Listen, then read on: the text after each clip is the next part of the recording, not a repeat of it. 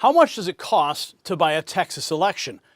What I'm about to show you comes directly from Federal Election Commission filings, public reporting, and sworn legislative testimony. And yes, we now have a number. Now, Texas just watched a seat flip that had been held by Republicans for decades. I'm talking about State Senate District 9, Trump's plus 17 territory, a district considered untouchable. Now, it didn't just flip, it swung by 30 points. And leading into that runoff, millions of dollars flowed into Texas through layered PAC structures. Texas Majority PAC received $3.25 million from AB PAC. AB PAC is funded heavily through the AB Foundation, a non-disclosing nonprofit. Geosor Corporation. Think about that name. Yes, owned by George Soros, injected another $500,000. Now, that's not conjecture. That's documented financial reporting, layered, shielded, national, and strategic. Now, District 9 wasn't just a win for them. It demonstrated quickly how large-scale infrastructure can reshape a race. And once a machine proves it can flip one district, it simply moves on to the next one. Now, fast forward to today, Texas 32nd Congressional District, a newly drawn seat stretching from the Dallas suburbs deep into conservative East Texas. Yes, it's an R plus 17 under the new map. 9 Republicans running in the March 3rd primary, no incumbent. And behind the scenes, Jace Yarborough, a super PAC called Strong PAC, has been spending at a pace that should raise eyebrows in that district. Now, I pulled the receipts. I pulled all of them. 5 separate 24 and 48-hour reports filed with the Federal Election Commission between February 2nd and February 11th. Now, these are not routine quarterly filings. These are the urgent reports the FEC requires when spending exceeds certain thresholds near an election. 5 of them in 9 days. Now, let me walk you through what I found. Strong PAC, FEC ID number C00937094.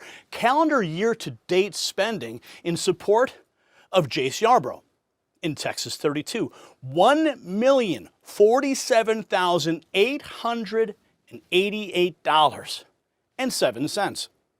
That's over $1 million in a congressional primary. Now, here's the part that should concern every single voter in that district. Now, I looked at every payee listed in those filings, every vendor, every address. 3 companies received the money.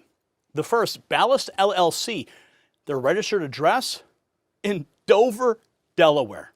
That's right, Dover, Delaware. If you know anything about corporate structures, you know why companies register in Dover. It's where entities go when they don't want you to look too closely. Now, Ballast LLC handled the digital ad placement. One filing alone, $250,000, $250,000 for digital ads in a single disbursement. They also handled direct mail, $36,616.40 at a clip. Yes, filed multiple times. And the second vendor, Darby House LLC, their mailing address, Arlington, Virginia. Yeah, Arlington, Virginia, right outside the Beltway, right outside of Washington, D.C.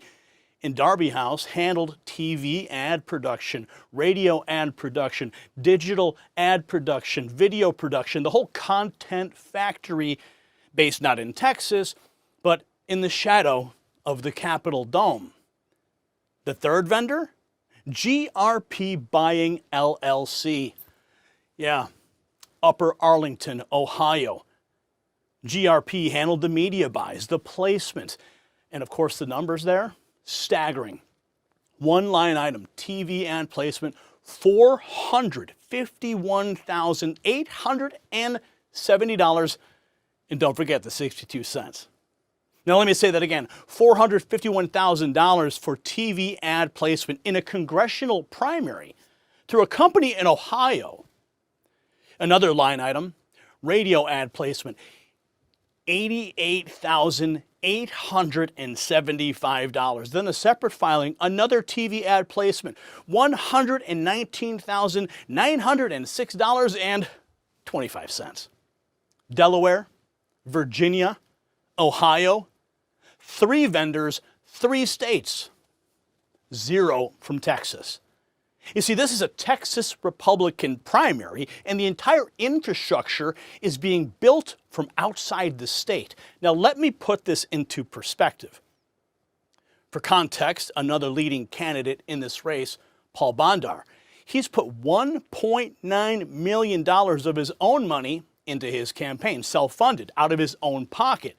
Meanwhile, Yarbo has a $1 million super PAC apparatus running TV, radio, digital, and direct mail through 3 out-of-state vendor operations that most voters in that district have never even heard of and will never see.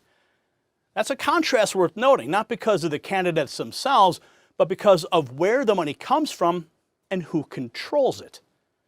Now, here is where this gets bigger than just a race, because the money is only half of the equation.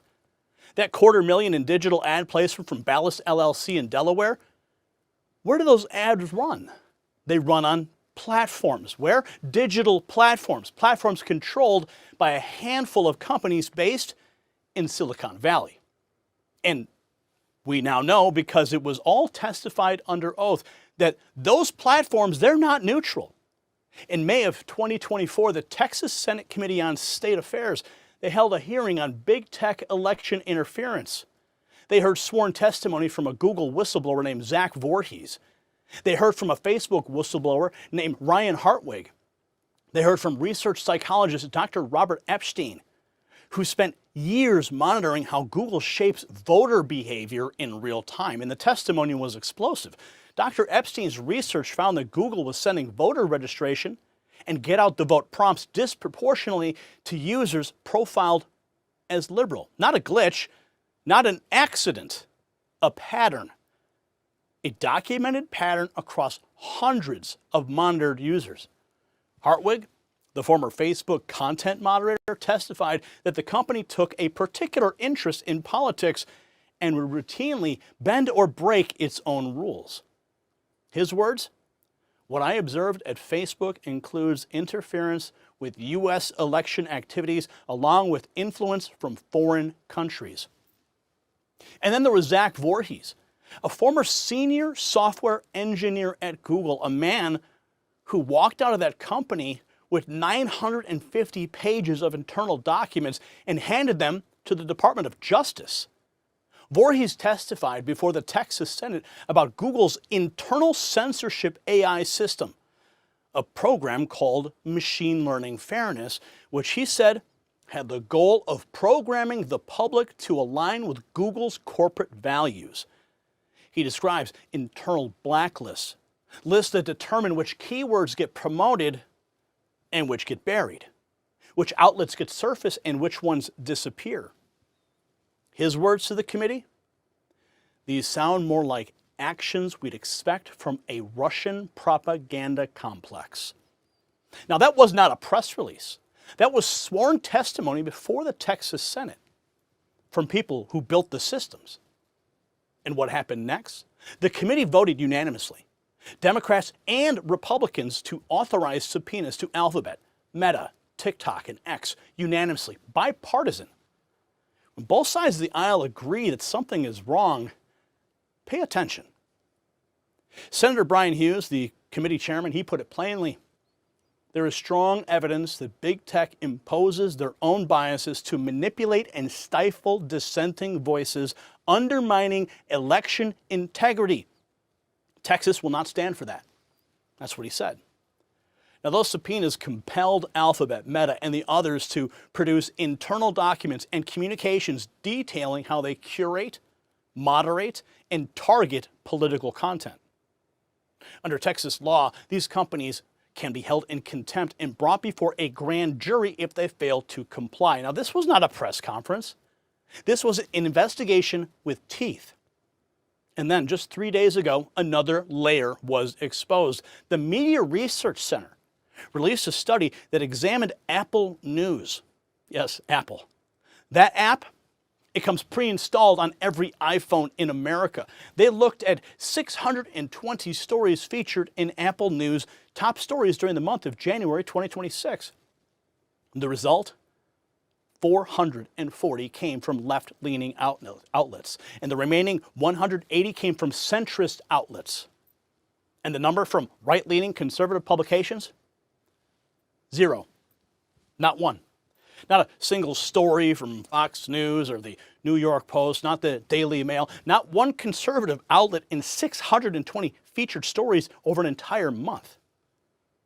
A separate analysis by all sides confirmed the pattern. Apple News displayed just 2% of its articles from outlets rated on the right, 50% from the left. 2% versus 50. 96 consecutive days without a conservative outlet in Apple News top stories.